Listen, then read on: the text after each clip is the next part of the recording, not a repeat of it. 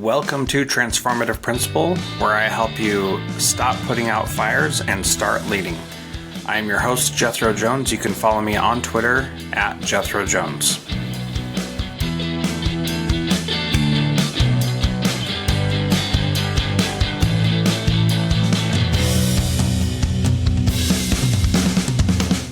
I mentioned in episode 462 that I'm doing a new training program called How to Be a Transformative Principal. It's for those who are in their first 3 years of being a principal, or assistant principals, or aspiring principals who want to level up their game right now. Join me at jethrojones.com/how2be. How to be. We'll see you there. That's jethrojones.com/how2be.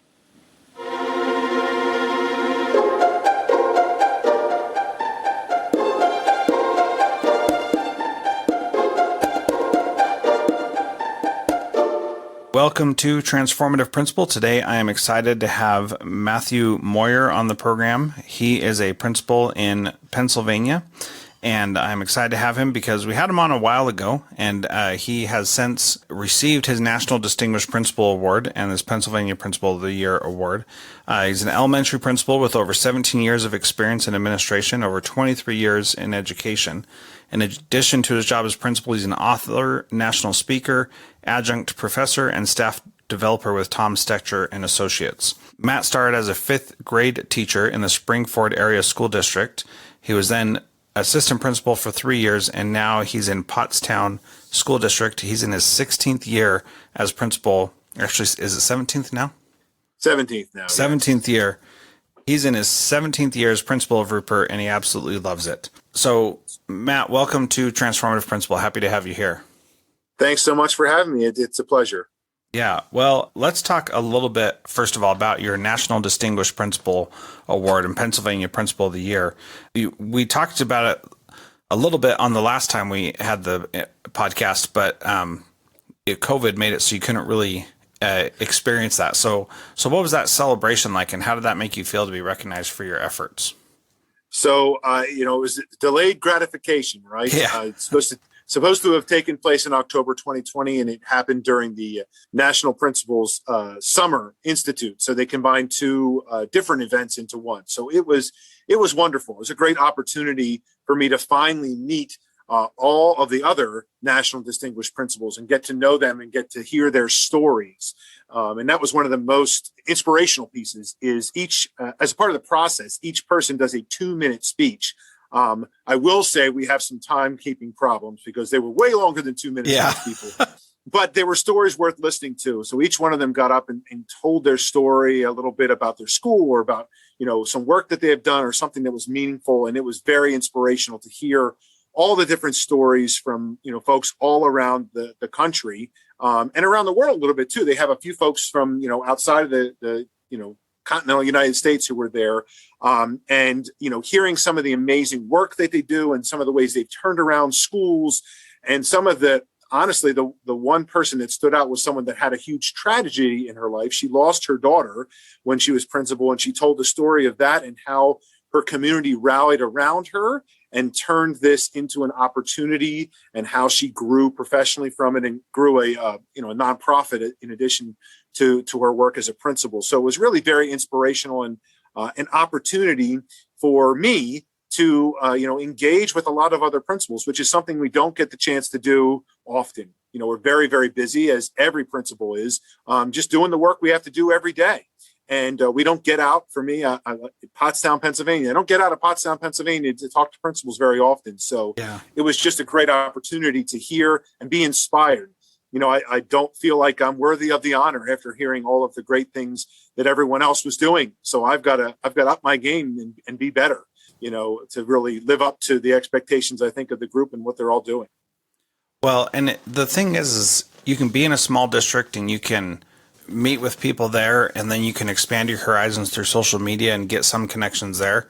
But building relationships and having something in common with other people is so powerful. And Byron Darnell, who is the Associate Commissioner of Education in Kentucky, when he was a principal, was in my mastermind, and he said that isolation is a choice, that you can choose to be isolated. And some people do choose that, but sometimes it's really tough to not be isolated. And so that's where you've got to reach out, connect with other people, and find ways to get that support. And like I said, that's why I created the mastermind, for that express purpose. And I help people do that all the time. And it's such a powerful way. Like what you said, imagine having that happen every week instead of just once per year, or once per 15 years, since you haven't gone to the principals conference every single year. So, so you're also an author, and you've written now a second book in a series of stories about a little guy named David. So tell us about that book series, and I'll link to the other episode where you talked about the first one, but we can talk about this new book that you've got out. Sure. So this one's called The Adventures of David and Donald. It's called Basketball Bewilderment. And so, my real focus in these books is to provide, an opportunity for me to have a creative outlet, for one thing, just because it's something fun to do, and to try to do something that not a lot of people do, a chance to write a book, but also a tool that can be used by parents and teachers, because each one of these books focus on social emotional learning skills. So in this particular story, it's a story based on some real things in my real life, but based on things that lots of kids have in their life. In this case, the teams aren't fair, and that frustrates the kids. And how do you solve that problem? And that's a common problem that kids have today, and a great learning opportunity. And it kind of goes through the process of how do we figure out what to do when we're frustrated? There's different things that we can do. We can show our angry and aggressive voice and yell and scream and holler. And that doesn't work too well, because our friends aren't going to want to play with us very much. We can use our passive voice, which allows the teams to just continue to be unfair, and we're not happy about that, and that's no good. Or we can use our assertive voice, and that's one of the SEL skills that I think is very important, is our assertive voice, learning how to be assertive without being aggressive. And that's really one of the big messages from this book, is how do you assert yourself to say, hey, I don't like that these teams in this case aren't fair. Let's try to make them more fair, and we'll all have more fun that way. And, there's a series of questions at the end that a parent or a teacher could use. And I'm actually planning this week already, and going into some classes to read my books a little bit to them. It's an opportunity that is optional for my teachers if they choose to do so, to actually give them about a half an hour break, so I can come in and do an SEL lesson with their class and use the books that I've written to do that. So that's a lot of fun for me, a good opportunity. And I hope people will find them to be, fun books, informative books, and a book that's just a tool and entertaining as well. And I do have to give a shout out to my illustrator, because I can't draw anything except for stick figures.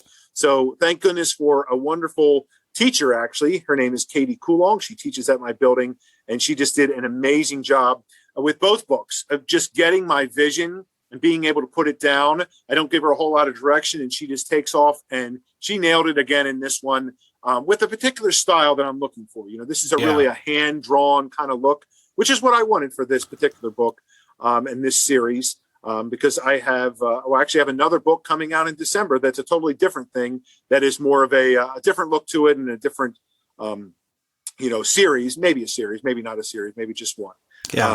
But that book is going to be about kindness, because I think that I was looking for a good book to read my students in school about kindness, and couldn't find quite what I was looking for. So I thought, well, I guess I'll have to write it. There you go. If I were to ask you what it was that made you win the Pennsylvania Principal of the Year and the National Distinguished Principal, what was it that you would say is the thing that you were known for that?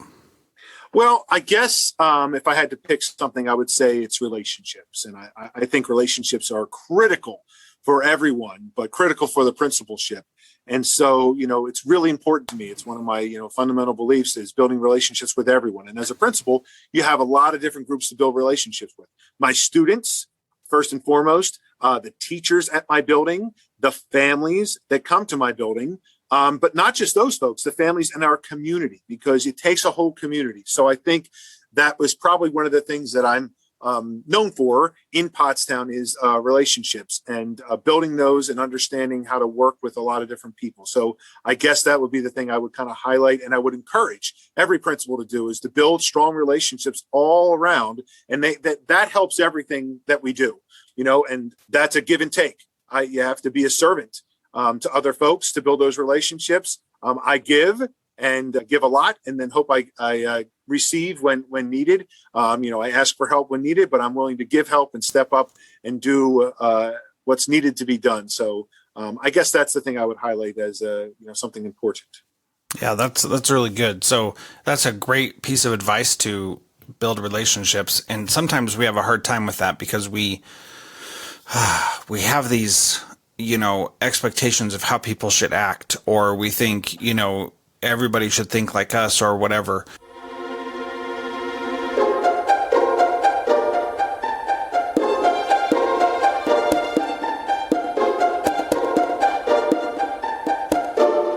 John Catt Educational supports high-quality teaching and learning by providing publications that are research-based, practical, and focused on the key topics proven essential in today's and tomorrow's schools. The latest John Catt publications include a book whose bold, transformative ideas amaze and infuriate people around the world, according to one reviewer, a title from global leaders in curriculum planning, practice, and retrieval, one book that says stop talking and start doing with regard to teacher well-being, and much more. These books, used by educators of all roles across North America and worldwide, amplify fresh, engaging voices with practical strategies to create transformative change. Learn more in our show notes at jethrojones.com/podcast.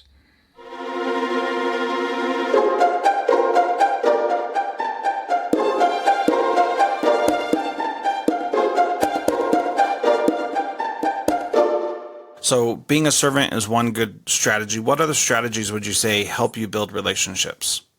Well, I think you hit on it very much, is meeting people where they're at, and different people are at different places, and also understanding that most time we should anticipate good intentions. And sometimes people have a difficulty with that.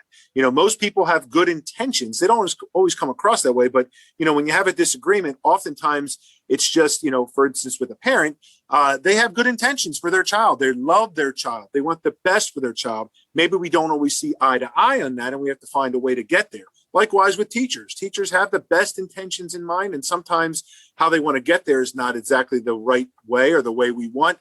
So, you come across with those best of intentions. And, one of the things that we've done a lot of work with, and I've done a lot of work with in staff development and things, is understanding some different cultures. And in my community, there's a high level of generational poverty. And you have to understand that culture and where those people come from. It's not that folks from, in this case, generational poverty are somehow less intelligent than folks like me who come from a middle-class culture. It's just that the cultures are different. And we have to understand that culture, and that can help build those bridges to those relationships, and understanding everyone comes from a different culture, whether that's, poverty or, in some people's culture, the way they greet everyone is with a hug. And in other people's culture, they never hug anyone. And understanding those differences, and that everyone, and respecting those differences. And that's okay. Those differences are okay. We can still find a way to work together toward a common goal, even though we might have some differences like that.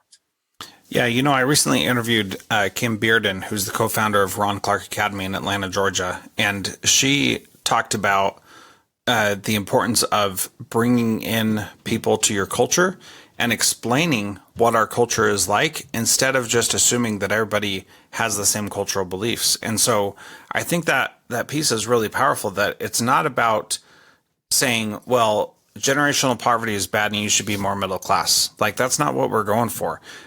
Being from a different country is bad and you should be more American.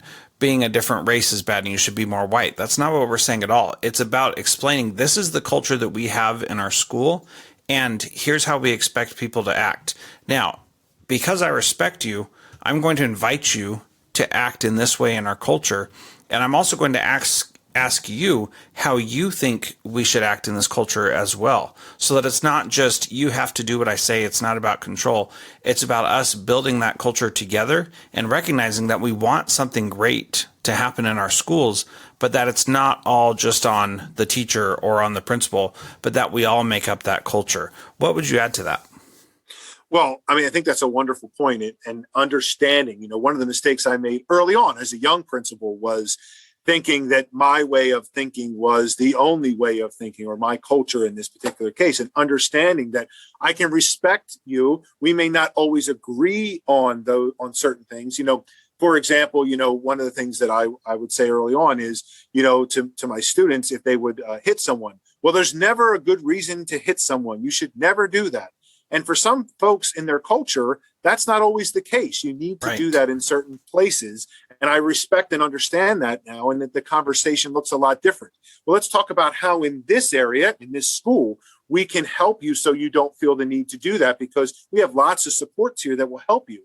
But I understand on the block, in your community, you may need to sometimes, because you have to, that might be a necessary thing, as an example. So yeah, respecting other people, respecting what their opinions are, what their culture is, and getting to a place where in our school we will respect that no matter what. Even if we can't always understand it, we're going to work to understand it, and work to understand it together.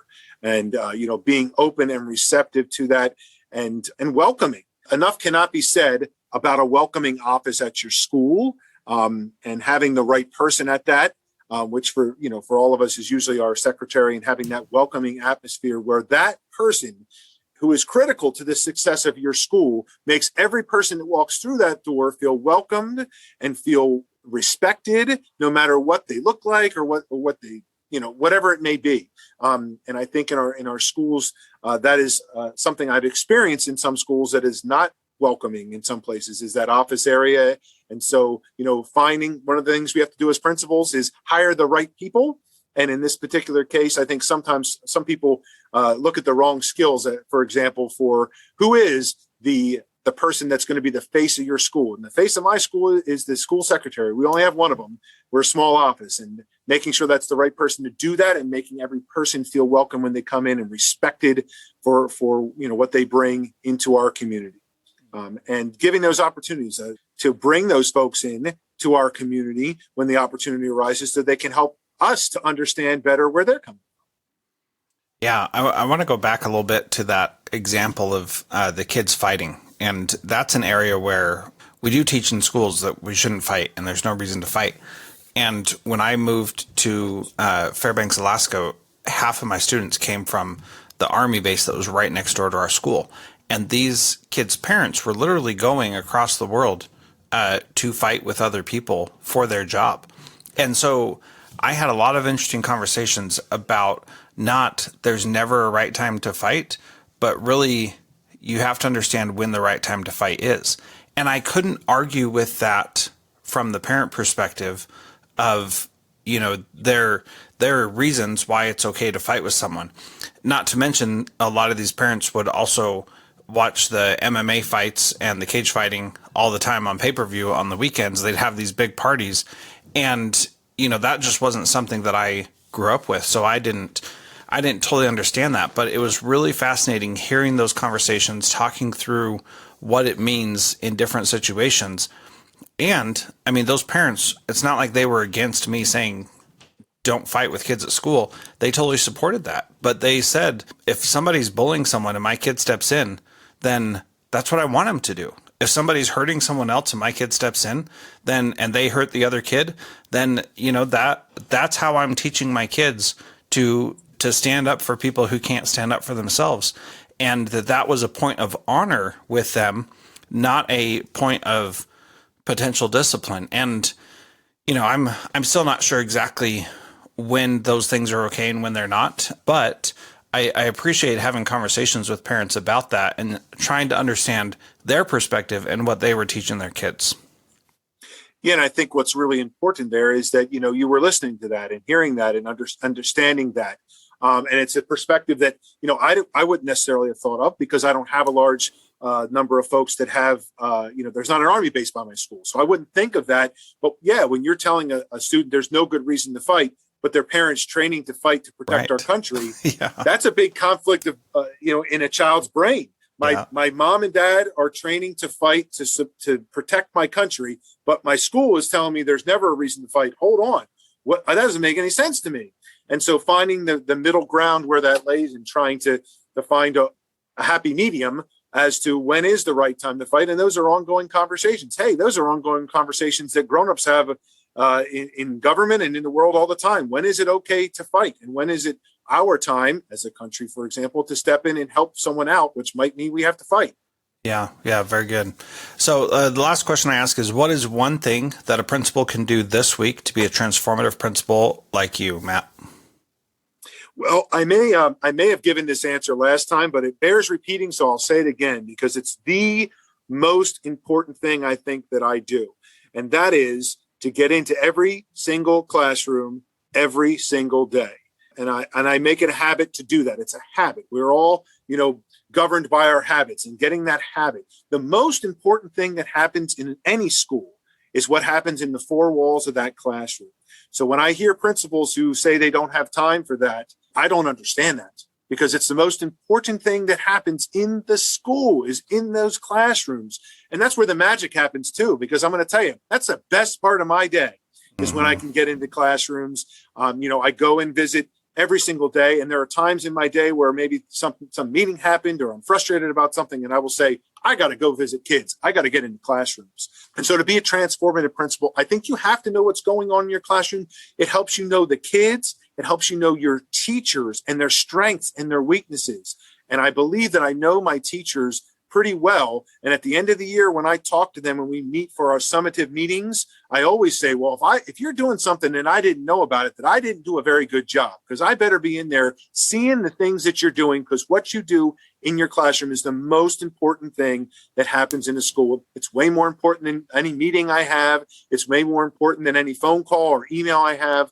What happens in the classroom is so important. And so if you want to be a transformative principal, gang, get out there and get into the classrooms. And if you can do it, every classroom, every day, and I don't care how big your building is, do it. Make it a habit. Make it something that's a part of who you are. Yeah, awesome. Well, what you said last time was get out and be where the kids are. So the theme of getting out of your office is still happening. So that's good. Want to let people know if they want to follow you on Twitter. It is at Moyer Matthew D. Is that right? That is correct. Okay, great. Thanks so much, Matt, for being part of Transformative Principal. Great to talk to you today, and I appreciate your time. Thank you for having me. It was a pleasure.